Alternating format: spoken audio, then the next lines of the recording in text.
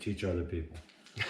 Whether they be the father, the mother, the brother, the boyfriend, the girlfriend, whoever, and they're going out to instruct other people, you have to have a lot of preset things that should happen. We think, well, and we know from our personal experience, that needs to be looked at before you get to the mountain and find out that there's not enough information been passed previously and everything's a disaster. The bindings are set up in the wrong direction. They're facing the wrong direction. The buckles are on the wrong side of the binding. The boots are too big. The boots are too small. It's endless. On top of the fact that you got to deal with the conditions of the day, whatever they are. And the snow is not always forgiving. Sometimes it's tougher than other days. But you got to do certain things. So we'll try to put them into categories. Pre-visit to the mountain, you're going to take somebody. What do you think you should do? At home first, on a rug, play with the equipment, handle it, see what it's like, put it on, take it off, go and ask questions. You know, you'll have a guide there with you, ask questions. And then once you've gone through that and you recognize how this equipment fits, you don't know how it works yet, because that you're not going to find out until you get up on the snow when it really works. Right. And you can work it around on the carpet. You can, just maneuver yourself with your hands. Maneuver yourself around and find see out what how it's far like. you can bend over to buckle it up, etc. Yeah. So the advantage to that is what he said was that was at home. That's because you borrowed it, okay, from a friend. But the friend doesn't necessarily have a forward foot the same as you. Doesn't necessarily have the same stance width. Doesn't necessarily have the same size foot. There are so many variables Might weigh that differently. have to be considered. Yeah. But let's say you decide to rent. If you rent local, I suggest you take it home before your trip and do all the same stuff that Ted said. If you rent from the mountain, good for you. Because I can tell you one thing that just irritates the heck out of me with rental shops at the mountains. Many of those people do not snowboard. Therefore, they know what to hand you. They know what they've been told to give you. They look at a chart on the wall. They say, your foot's this, you're this tall, you're that, you're this. And they go, here you go, have a nice day. They haven't told you how the bindings operate. They haven't told you if they get loose, how you can tighten them down. They haven't told you what to do with the runaway strap that they've got stretched between the two bindings. And you go out the door, leave it that way, and go down the mountain. Eventually, you hook yourself on that strap, just like a loose gym shoe in the gym, and you go down. So they're there to give you the equipment, but they're not there to give you the advice or the direction on how it's used. They should be, but they're not. They're busy. They're busy. They're busy. They're just throwing stuff out of the grocery store. Next. The room's crowded.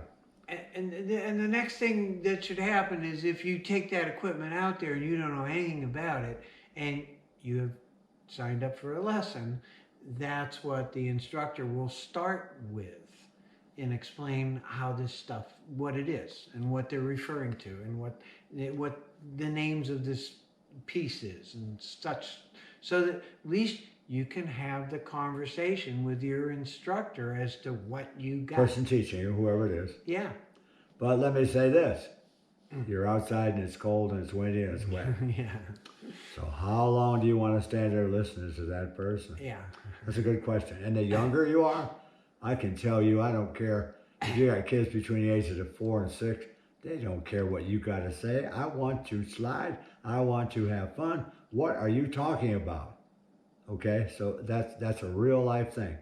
And in addition, I'm going to throw one more thing about an individual teaching you, great. But now you bought a group lesson. Group means more than one. Sometimes as many as 10. Hopefully not, but sometimes. Why? Because like rental, they want to make the money. Now the snow department wants to make the money. So this person has an agenda to deal with you for an hour and a half. Each person in that group needs a different focus, a different avenue, a different feeling. It's really hard for them to do that unless they're old like Ed and I, and they have a lot of life experience. Where we're a little more relaxed and we're not going to talk from the book. we're going to kind of find out what you already know. For example, you're putting the bindings on and I don't know where this goes. Well, you know where your belt goes through the belt loops on your pants or your skirt or whatever. You know where it buckles through and you know how to snap it up, don't you? Well, guess what? Those things going over your feet, they're like a belt, all right? And you know how to walk the dog and take them for a walk. So that leash thing that's down there, that's between the 2 feet, belongs on the lead foot. You pull it up, just like put it around the dog's neck. This is your new dog if you're left foot forward. You hold the buckle on the inside, you bring it around your thing, you snap it back together, you're all done. This is the new dog. For those of you who don't understand, now if it's the other foot, that's the new dog. We don't care which dog you got, a left dog or a right dog, but get it right to start with so you don't trip yourself. And the point is that if you've never seen this or you're brand new to something and there's a whole bunch of stuff, investigate it.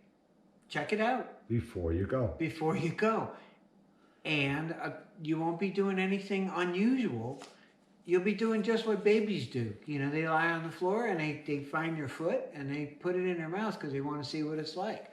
Don't put your snowboard in your mouth. That's an absolute no. But check out the equipment. Play with it, you know, and play with it on you to see how ungainly you are with your feet strapped and hooked onto a board. Okay. And then now find out what's moving. Yeah.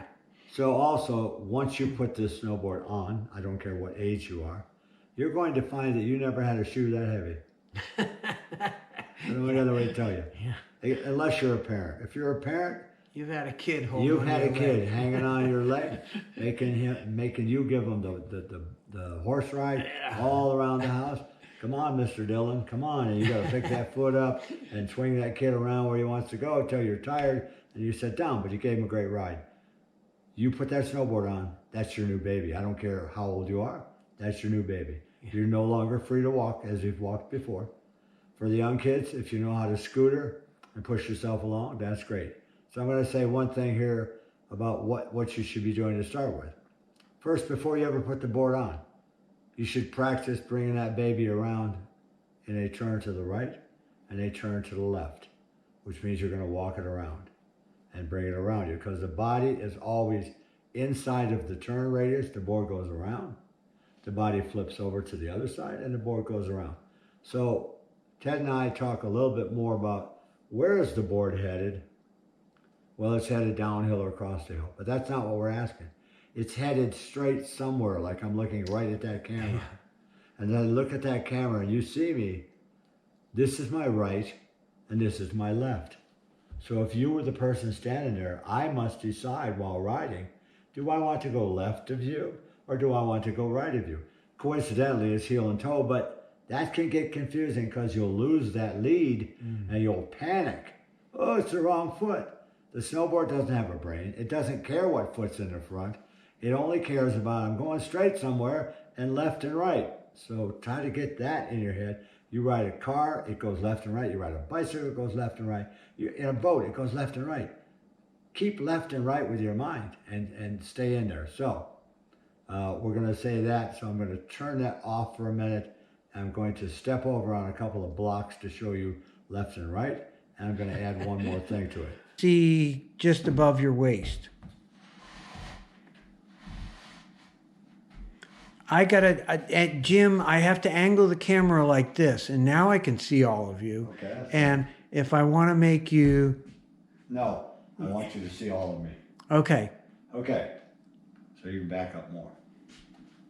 So I'm pretending that I'm on a snowboard. I'm left foot forward, which is this one.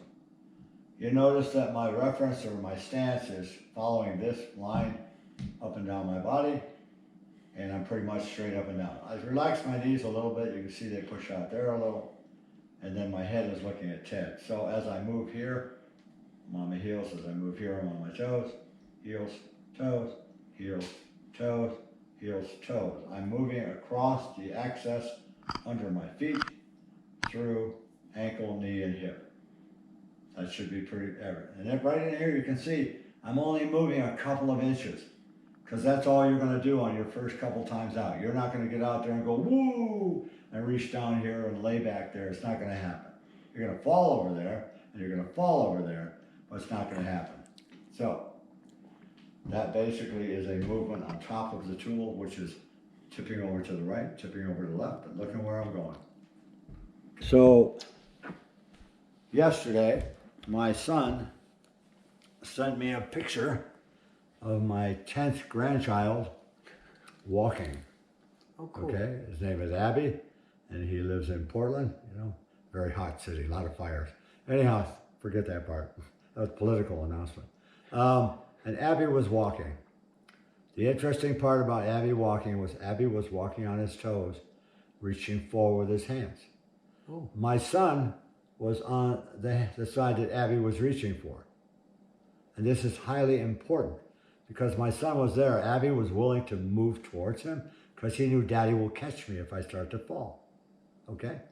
And you people who are going to teach your friends out there need to be where Daddy was. Meaning that if I'm on my snowboard and I'm looking down the mountain here and my snowboard is directly across me here, I need you out in front of me there, maybe holding my fists and stuff while I brace against you a little bit so I can move back and stay on my heels elevated. Because the tendency for everybody learning something new is to do what with their head? What do they do? Look down. They look down. Ted just dropped his head to look down right there. Down. They look down. And when you look down and you're on your heels, you're going to push your hips back and you are going on your nose. That way. So it's a good deal while you're on your heel. Look down at your toes. You're going on your nose.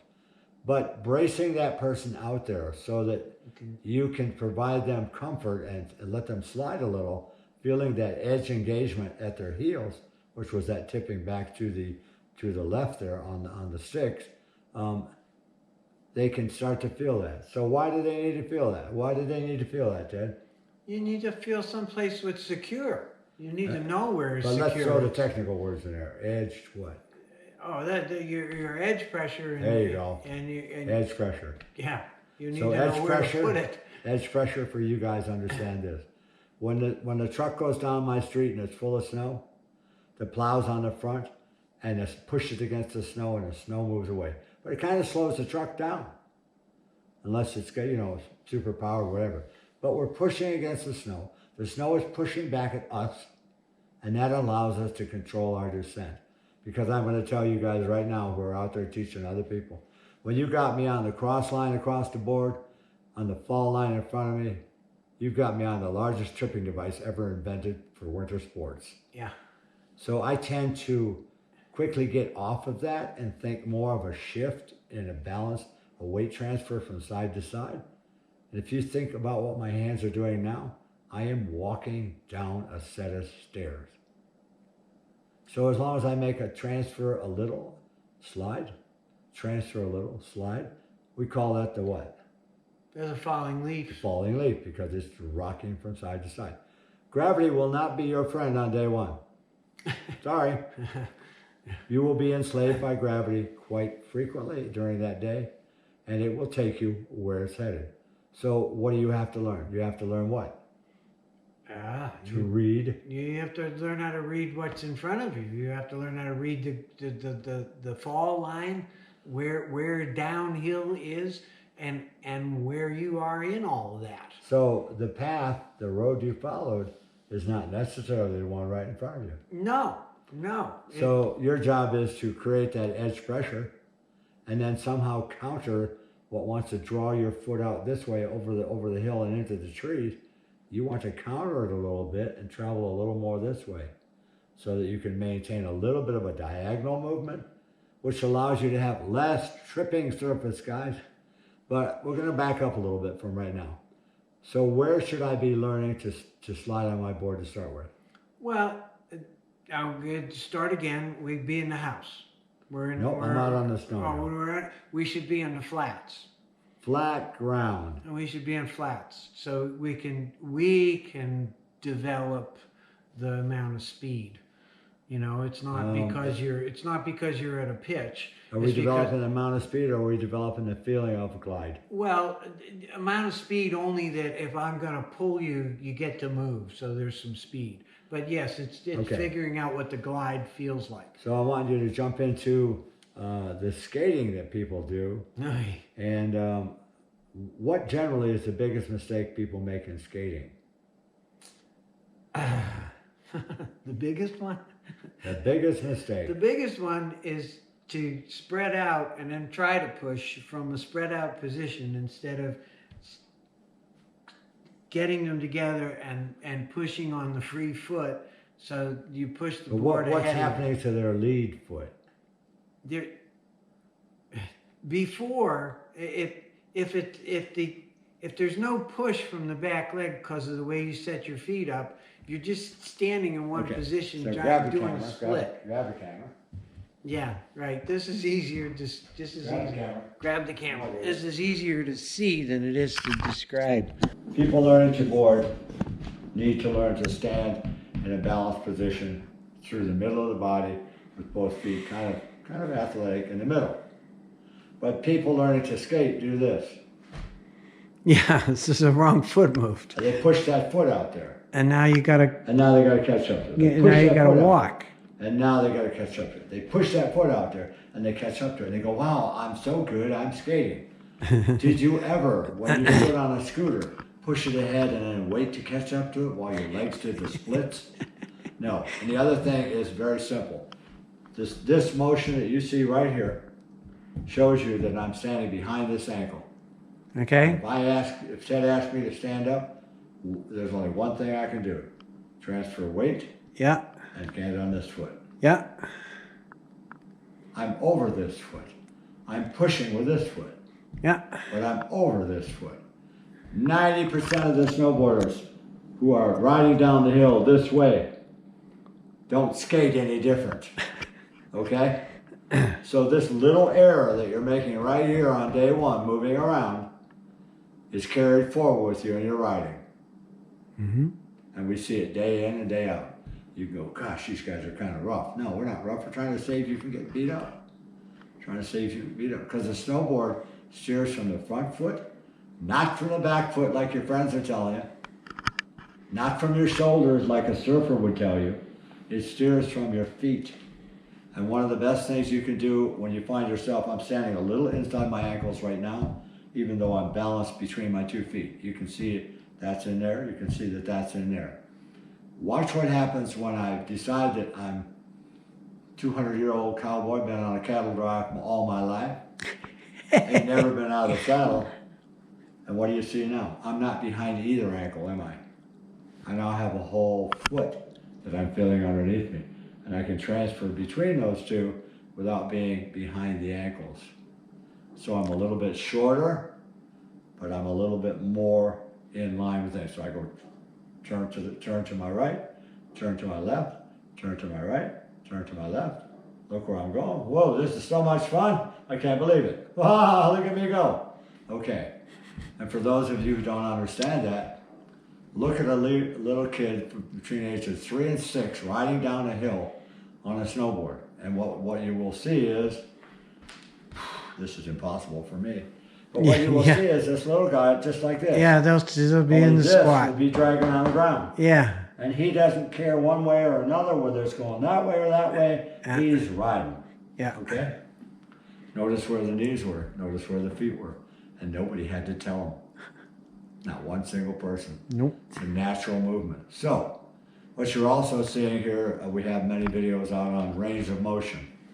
As we get older, our range of motion becomes a little more limited because of injuries to knees, ankles, hips, lower backs, brains, whatever, from Wear and tear. Whatever we've used to abuse ourselves. Wear and tear. Yeah, so it all happens. But if you let that block you from doing any of this, you're going to have a rough day. So we're suggesting to all of you, continue to move, continue to exercise, continue to eat right, do everything else you want to do that's wrong, but keep yourself in good body condition because it makes everything a lot easier. So we hope this helps everybody, including those who are helping. And we'll do one more thing. If Ted's in front of me, he has the ability to push me back to my heels there by pushing against my arms while he's in front of me. I can't get away. If I come around to where I'm actually looking up the hill and Ted is over on the uphill side now, I can kind of lean into him a little bit, but what happens usually when I'm on my tiptoes, a new rider, on their tiptoes will go, whoa, what am I doing? Yeah. Well, I can tell you that this move is even more painful than that forward dive.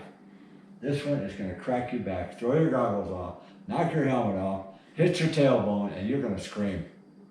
Okay, so protect yourself and move your core in over the toe side so that you can stand there in somewhat of a ball of the foot, heel elevation, and maintain edge pressure.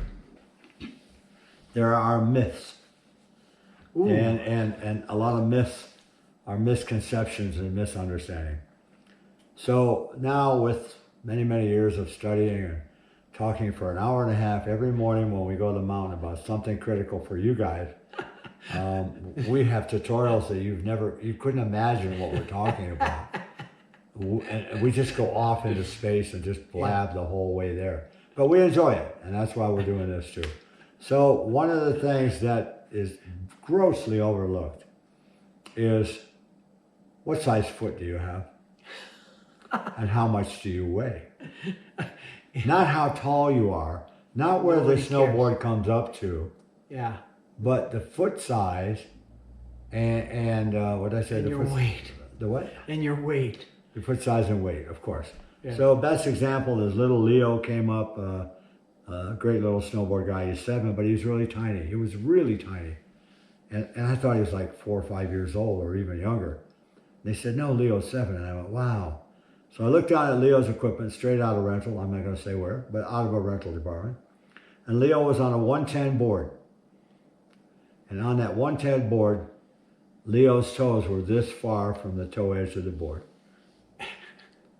And I went, wow, I don't want to get in trouble with the rental people, but Leo cannot affect both sides of the snowboard with his toes recessed so far back. He can really jack that heel back and stuff like that, but he's never going to put pressure enough to tip over on the toes on this side because it's not appropriate, it's foot size.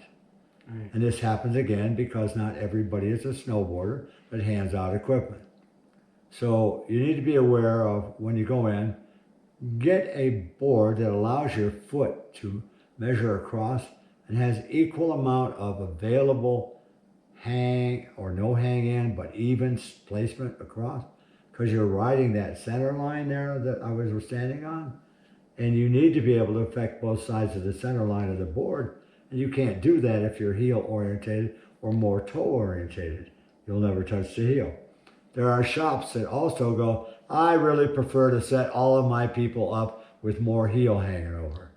But ideally, if you want to learn to ride, would you want a bicycle with a set of pedals on one side that was way out here and the other one's right there by the crank?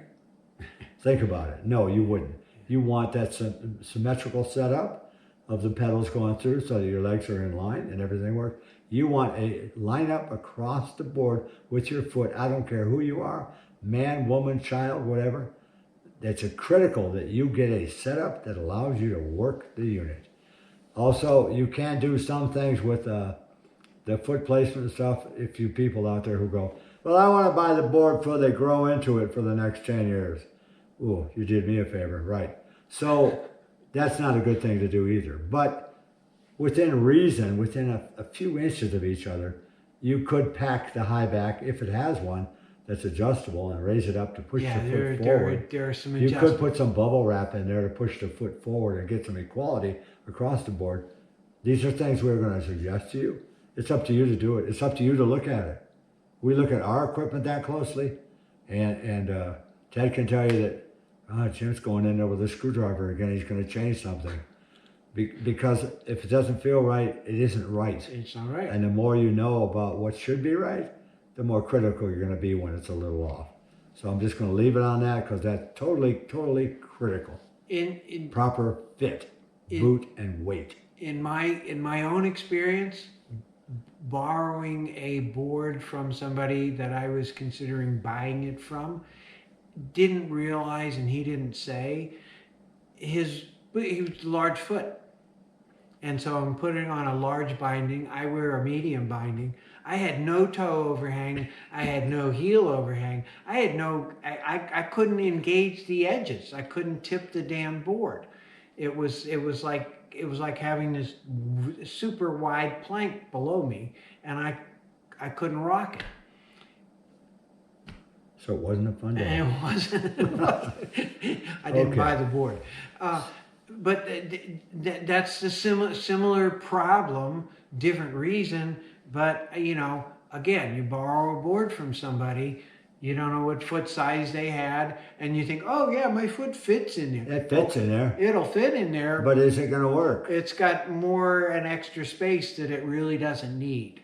And it's not going to be Or it useful. doesn't have enough, and you got a Bigfoot hanging out there in the forest somewhere. We haven't seen the guy, but there you are. That guy in New Jersey was, he was on about his bindings and how the particular bindings that he was getting, so he had absolutely no overhang at all. So he was able to get his board up on As much leverage as he could possibly get. He could. That board was going at a right angle to the snow. Okay. It was amazing.